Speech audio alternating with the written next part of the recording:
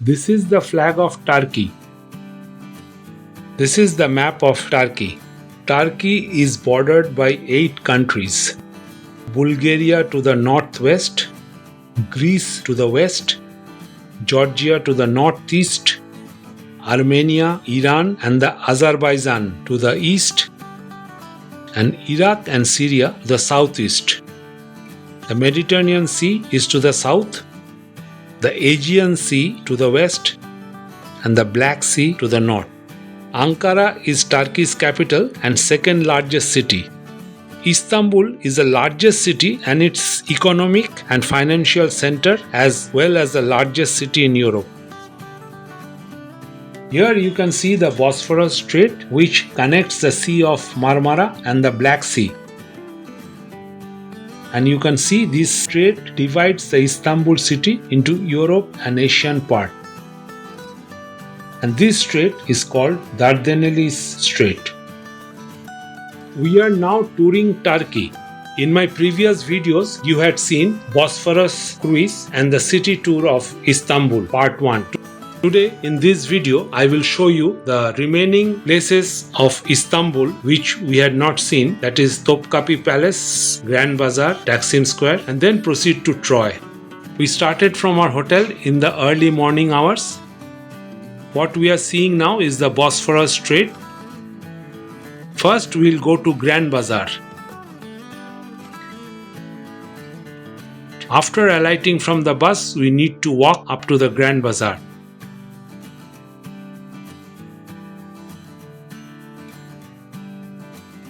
The Grand Bazaar in Istanbul is one of the largest and oldest covered markets in the world, with 61 covered streets and over 4,000 shops.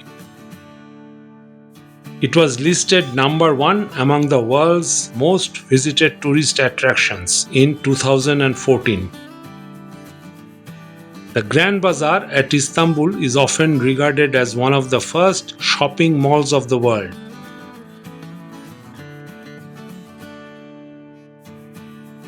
We are now inside the Grand Bazaar of Istanbul. It's a huge market selling varieties of Turkish goods. Bargaining in the bazaar is an important thing you should know. Your first offer should be around 50 to 60% of the initial asking price. The shopkeeper will laugh, look offended, or profess to be puzzled. This is all part of the ritual, and finally you can come down sometimes up to 80 to 90% discount. This is a Turkish sweet shop. Here we can see they are selling Turkish souvenirs or the ceramics.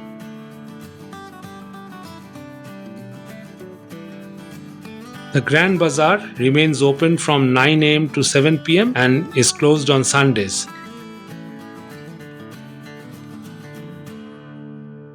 The best time to visit the market is around afternoon hours when it is less crowded and visitors can indulge in shopping, exploring the market with ease.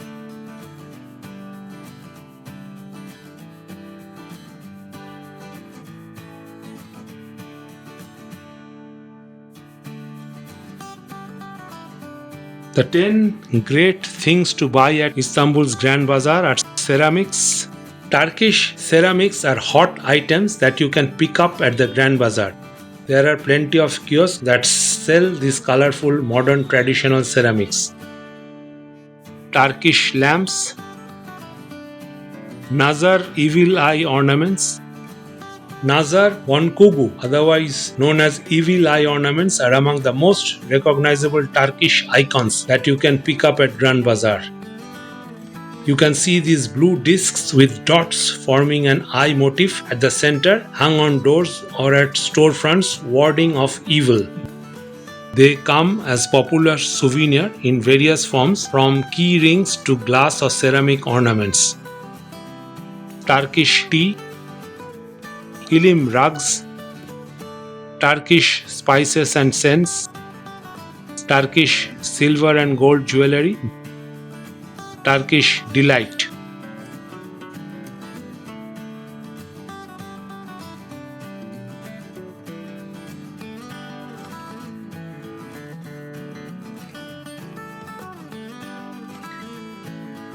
After seeing the Grand Bazaar, we now reached Taksim Square.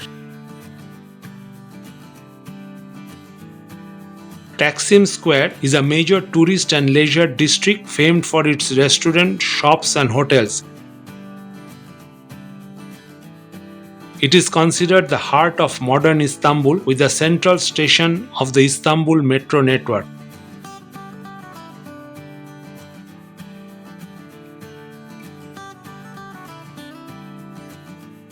This is the Taksim metro station. It is the main transportation hub and a popular destination for both tourists and residents.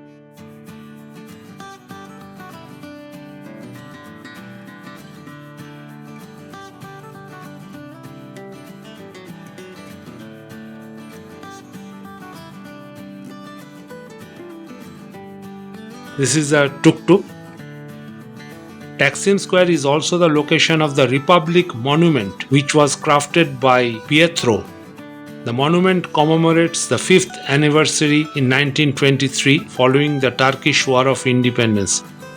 A nostalgic tram runs from the square along the avenue, ending near the tunnel, which is the world's second oldest subway line after London's Underground. This is a famous Turkish ice cream shop.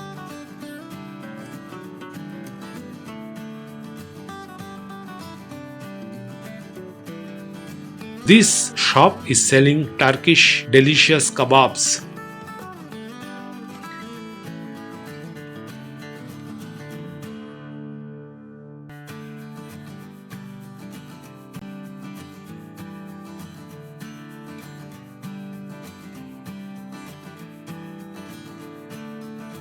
Now we'll walk up the stairs and reach the top of the Bosphorus Bridge.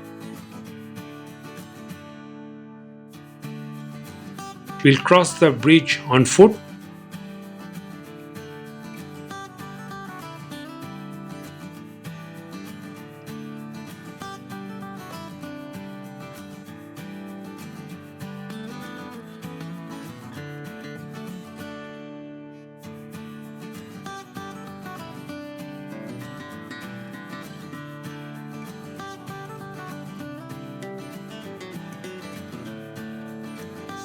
From here we can see the Sultanahmet Mosque.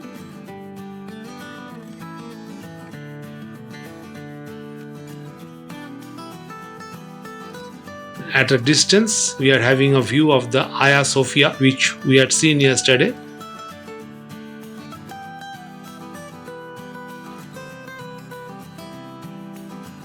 This is the other end of the bridge.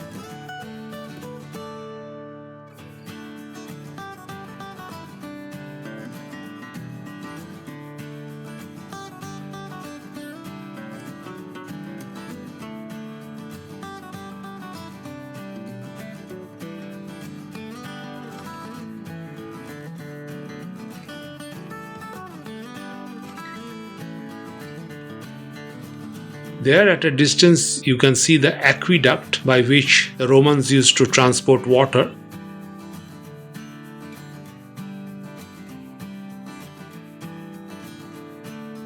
Note, a small ship is passing under the bridge.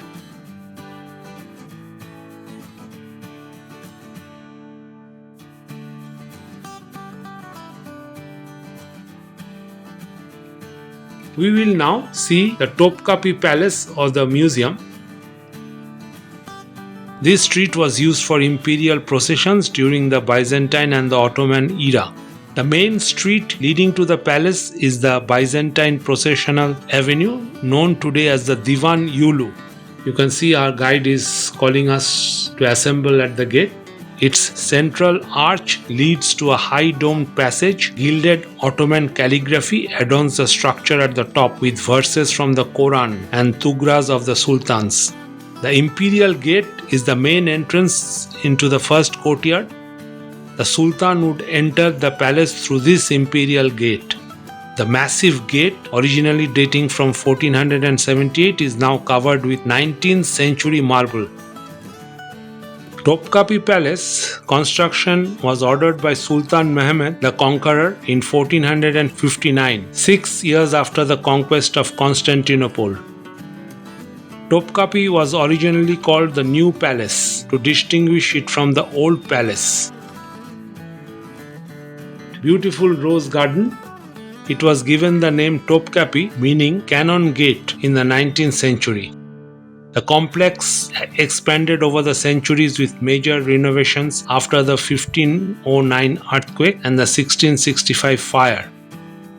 The palace complex consists of 4 main courtyards and many smaller buildings.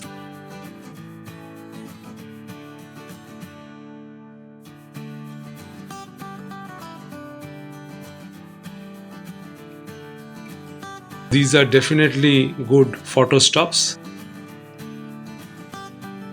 Female members of the Sultan's family lived in the harem, and leading state officials, including the Grand Vizier, held meetings in the Imperial Council building. After 17th century, Topkapi gradually lost its importance. The sultans of that period preferred to spend more time in their new palaces along the Bosphorus. After the end of the Ottoman Empire in 1923, a government decree dated April 3rd transformed Topkapi into a museum. Turkey's Ministry of Culture and Tourism now administers the Topkapi Palace Museum. The palace complex has hundreds of rooms and chambers, but only the most important are accessible to the public, including the Ottoman Imperial Harem and the treasury. Let's come back here and visit those 2 rooms, all right? And before that, at the corner, there is a gallery with 2 rooms again. The one on the left is the entry and the other is exit. So they are displaying the clocks of the palace. According to the archives, the population of Topkapi Palace was 4,000. For 4,000 people, they used to cook right here. The number of the cooks were 900. Even during the religious feast, the number of the cooks used to increase to 1,000 because of increasing number of the visitors to palace.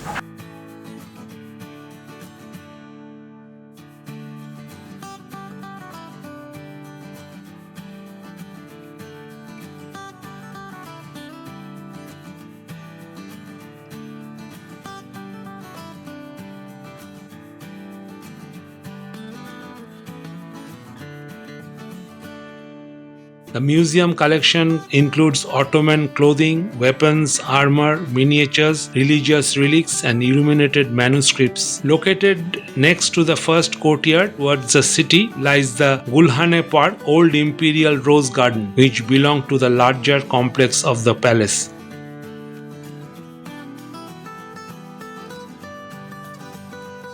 This is a sundial.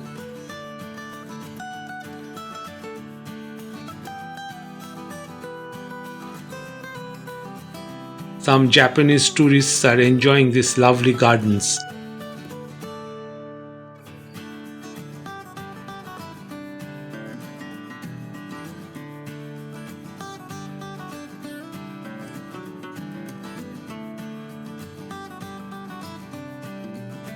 This section contains the armors used in wars in that time,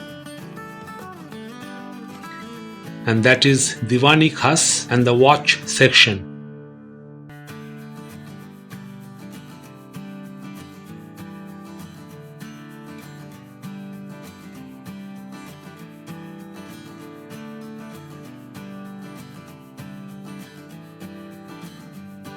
This is the palace kitchen. Palace kitchen consists of 10 domed buildings. They were the largest kitchens in the Ottoman Empire. After seeing Topkapi Palace, we'll proceed to Troy directly. In my next video, see the historical place of Troy. After seeing my videos, please do like, share and comment. And please do not forget to subscribe my channel.